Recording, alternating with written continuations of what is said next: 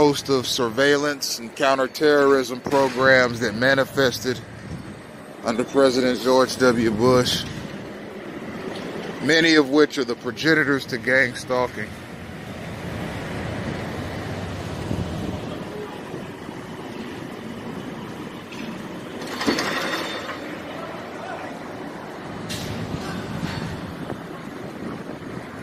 Gonna walk south on Collins. A little bit of derived pedestrian action.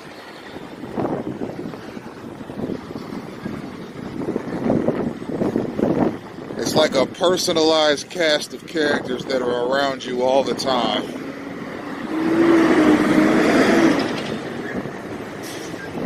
Vehicle looks like a giant hearse. Here's another one that looks like a giant hearse. Another trolley. Another vehicle that looks like a hearse. Taxi. Another vehicle that looks like a hearse.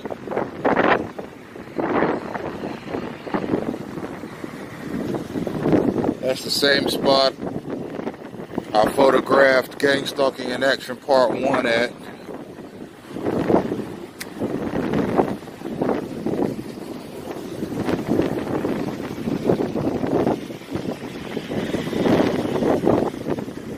I saw a bunch of cars around there that looked like hearses, and they were around me the entire time I was at that intersection.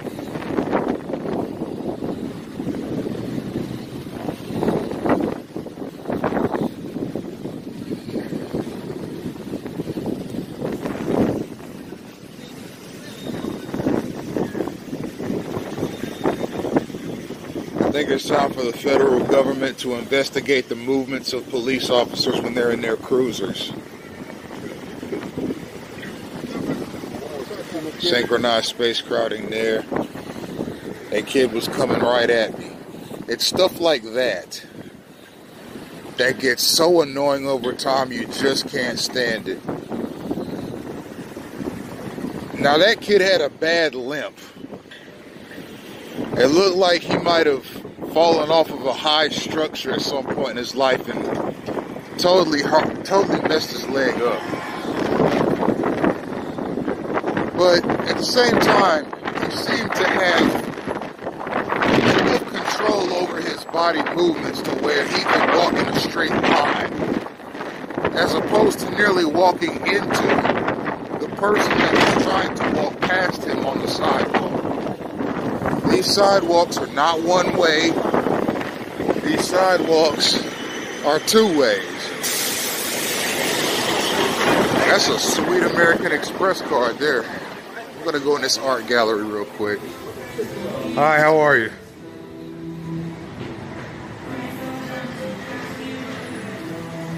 Check that out. How would you like to have that on your living room wall? It's pretty nice.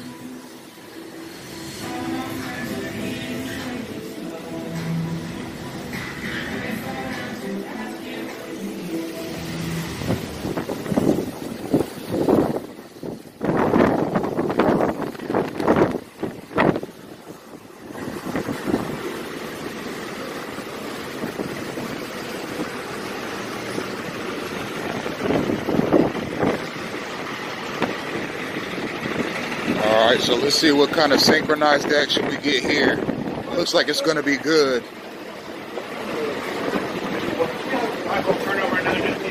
Right? Why not? Let me know when you want to. It was good. I was able to walk past them.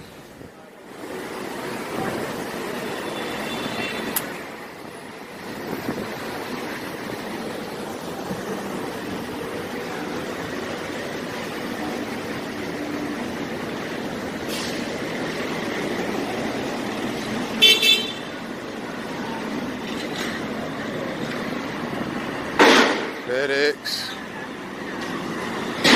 The usual sights and sounds of a targeted individual.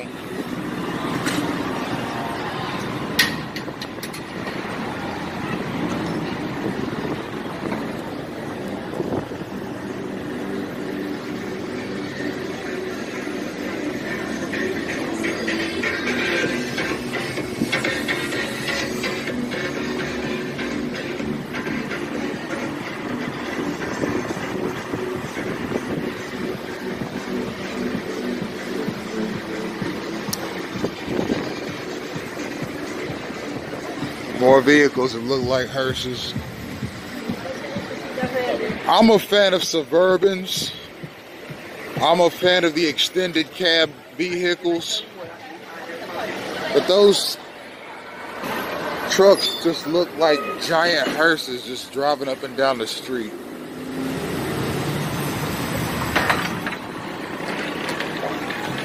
It's gross and it's disgusting.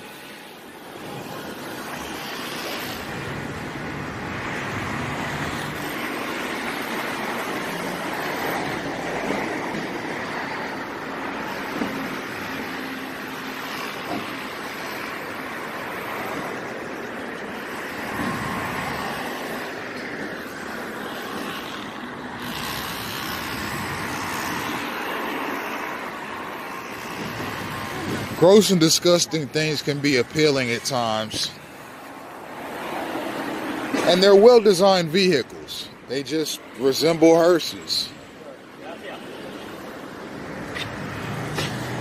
Synchronized space crowding here. As soon as I get to this intersection, there's a car coming. That's something that you'll, if you look at all, this is going to be my 17th video on gang stalking in as many days. If you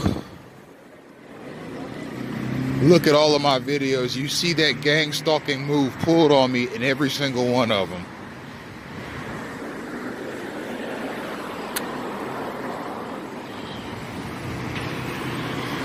I get to an intersection or a side or a driveway and there's a car coming. That's an obstruction mechanism.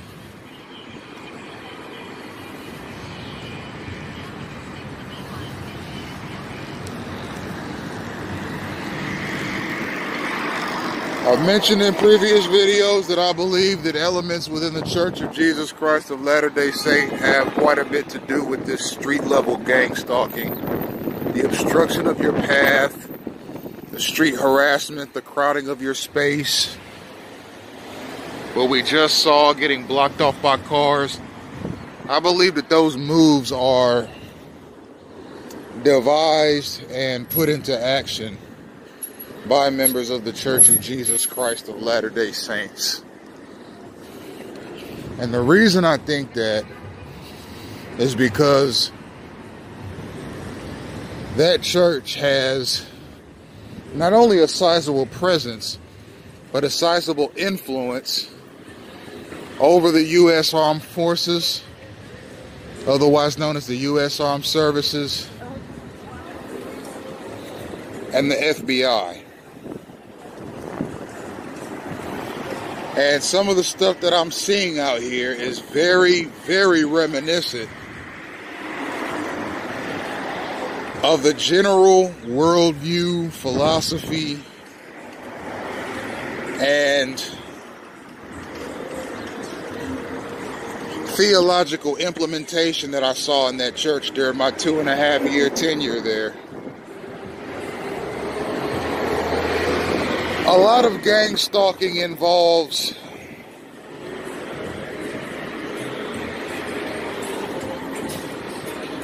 racial gestures and racial statements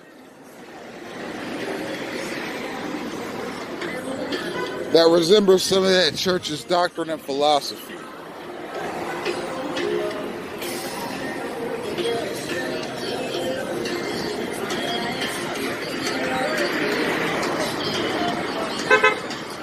Some more synchronized space crowding.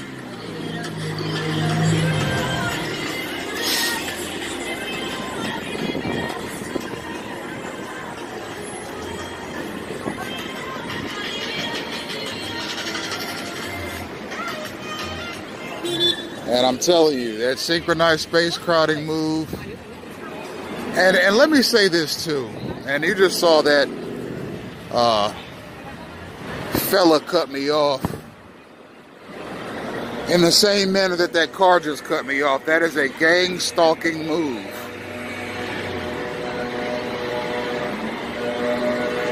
That gang stalkers use. It's the space crowding.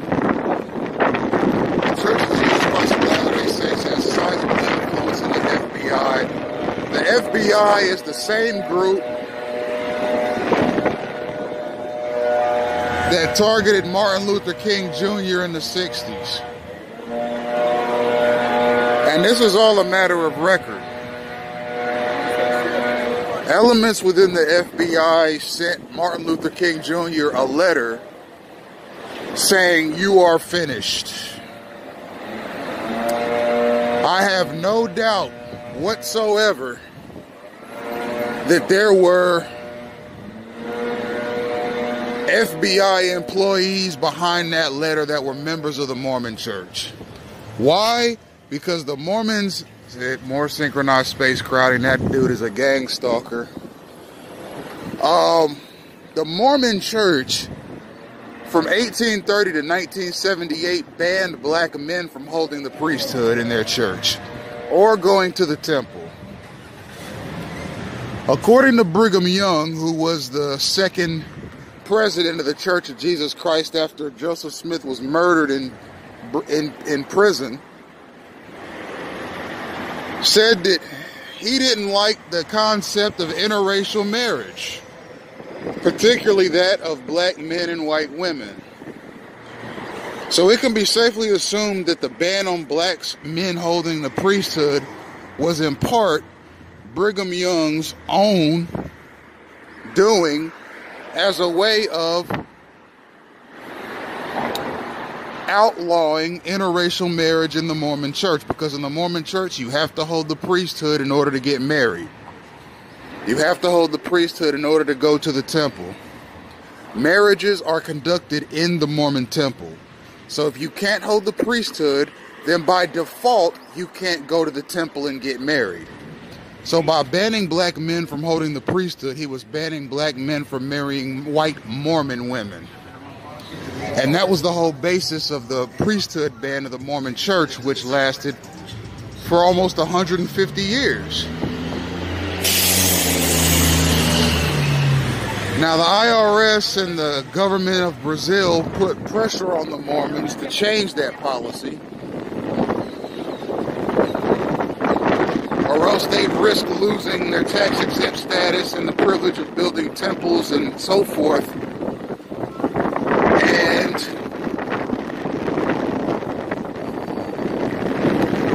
as a result, the church allowed black men to hold the priesthood, but this was just as recent as 1978. Before 1978, the Mormons that were... You said, show me the money. Who got it? They hate the junta fiscal in Puerto Rico that want the money to go to the people who need it. But they say, we don't. He looks like he's ready for a Mormon baptism. He's dressed in all white. White shirt, white pants, white shoes. How much stealing is enough? If you steal a penny, how much you won't steal? Amen. Glory be to the Lord. You say you want to help the homeless. So I find it curious that as I'm talking about the Mormon Church, somebody dressed as if he's going to be baptized into the Mormon Church walks over and starts rambling. That is, he had on the kind of outfit that a new convert or any 8-year-old member gets baptized into the church with. It's all white. When you get baptized into the Mormon Church, you get baptized in all white. White shirt, white pants, white socks. I imagine if somebody has a pair of white shoes that they have to wear for safety reasons or for health reasons, they can wear those, but the whole outfit is white. And then you're baptized by a priesthood holder that is also wearing all white. So I'm going to introduce you guys to street theater. Okay, street theater is when scenes from the targeted individual's life is acted out in front of him. Typically, a priesthood holder is baptized in a, like I said, an all-white outfit or an all-white jumpsuit. When I was baptized, I had a white t-shirt for some reason or another, I don't know if I couldn't find a jumpsuit to fit me, or if I couldn't find an all-white shirt and tie that was issued by the church to fit me, or what, but I ended up going into the waters of baptism into the Mormon church dressed exactly like that guy.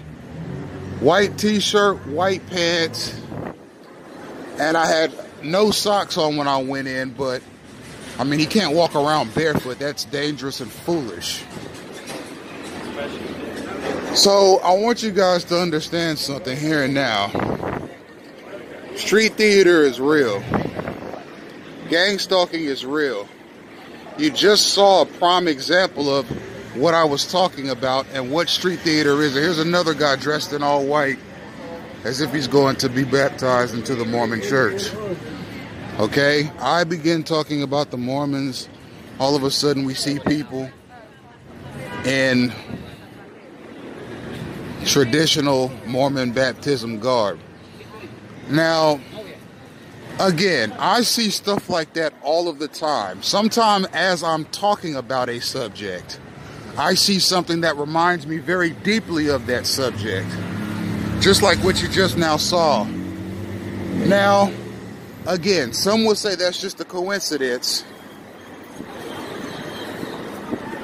But I'm trying to tell you, and I am telling you, truthfully, and very plainly,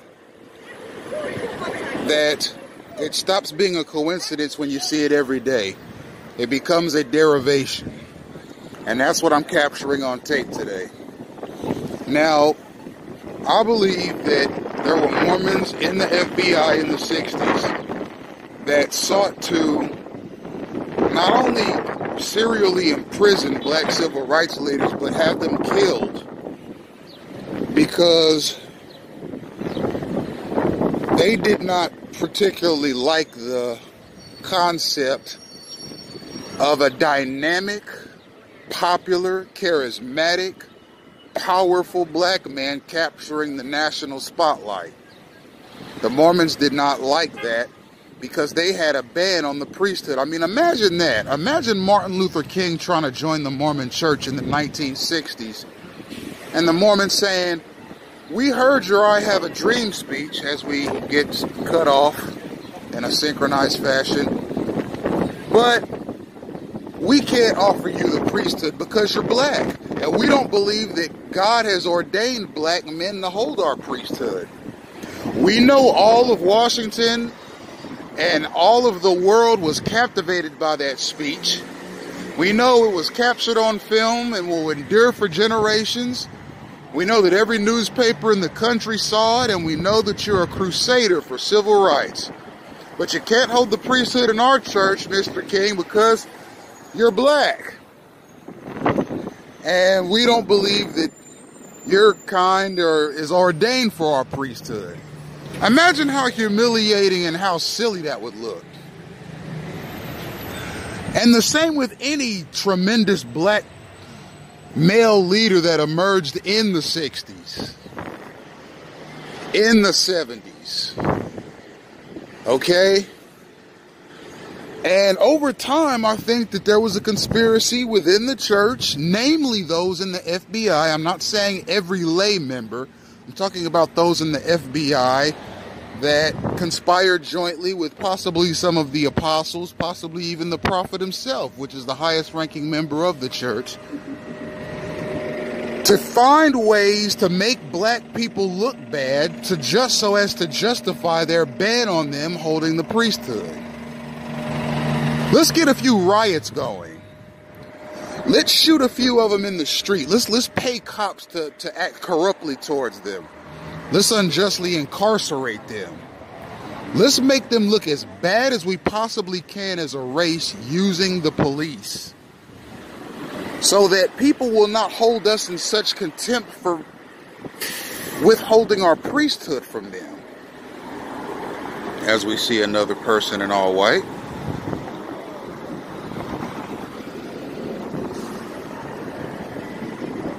People that have not been exposed to gang stalking will say it's a coincidence that we've seen 3 people in all white since I started talking about the Mormons. I call it street theater because I've been exposed to it for 20 years now, and probably longer than that. It's just more obvious now that the digital age is here, and there's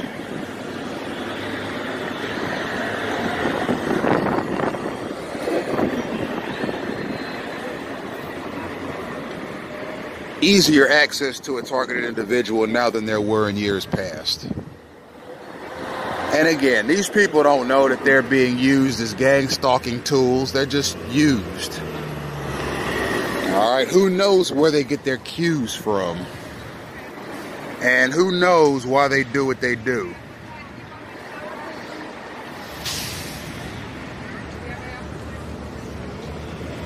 The bottom line is they do what they do, and it comes as a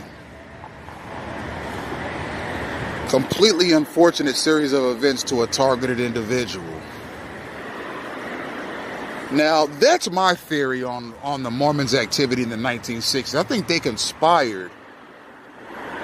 The ones in the FBI, the members of the church in the FBI, conspired to use the police and other institutional mechanisms to stifle the progress of blacks so as to justify their ban on them holding the priesthood. Okay? So what, we don't let black men hold the priesthood? Just look at them. They don't work. They don't graduate high school. They don't graduate. They don't go to college. They don't invent anything. Half of them don't even marry the women that they get pregnant. They're deadbeat dads. They're constantly getting incarcerated. They're drunks. They're dope heads, etc., etc., etc. So what, we don't offer them the priesthood? I think that the Mormon Church, namely those in the FBI, starting in the 1960s, began using local police, the drug distribution mechanism, institutional racism, and other means to stifle the progress of black men in particular so as to justify their priesthood ban. And there are variations of that program still going on today. And yes, I do think the Church of Jesus Christ of Latter-day Saints spearheaded that program in the 1960s. And yes, I believe they had a hand in Martin Luther King Jr.'s assassination. Okay? The Mormon Church is the richest church in the world per capita, even more so than the Catholic Church. They're in 161 plus countries. They have the largest database of personal records in the world.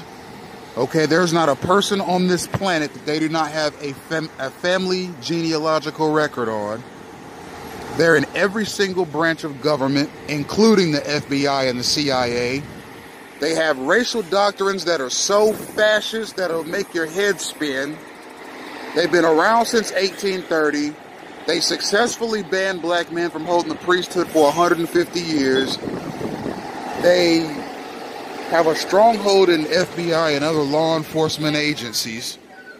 And they have successfully managed to amass a membership base of 15 million plus people.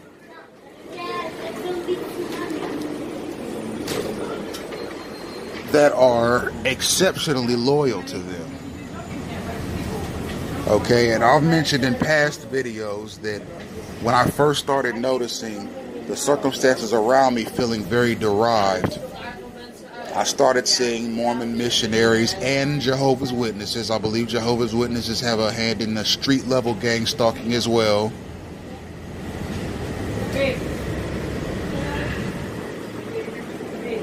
And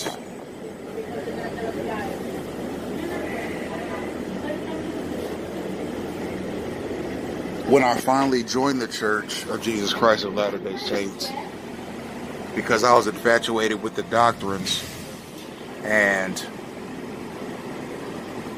I enjoyed the time that I got to spend with the missionaries, I thought my problems were over. I was like, I've joined a church that I could feel safe in because of their vast military presence and their vast presence in the world, period. But as it turns out, I was gang stalked in that church just as hard, if not harder, than I was outside of the church. And I ended up resigning.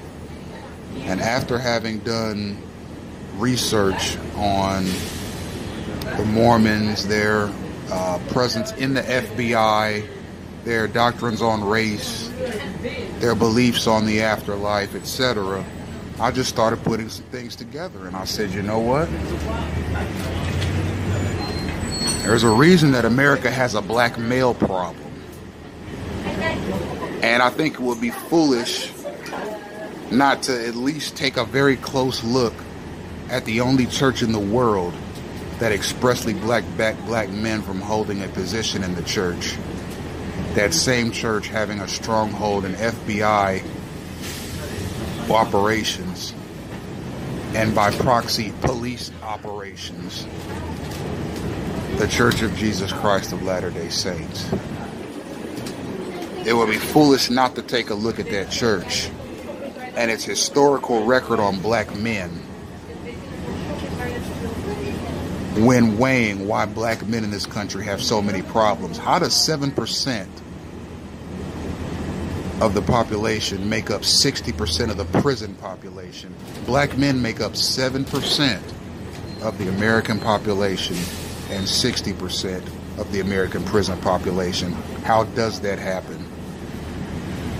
Yes, America has a bad legacy of racism and violence and unjust dealings toward black men in the court of law. But I think that the Church of Jesus Christ of Latter-day Saints and its vast stronghold in American law enforcement through its FBI connections should be looked at very carefully and very seriously and very thoroughly into their dealings and their influence in how black men are treated in this country.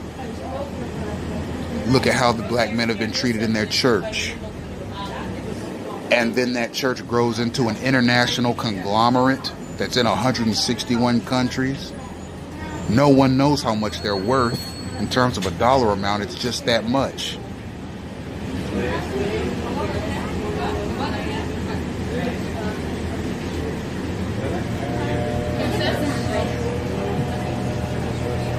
I think they deserve a very close look, because a church that has members that adhere to a doctrine that is that racist, that have the kind of stronghold that they have in the American military and in the FBI, I think any responsible Congress or government would look into that.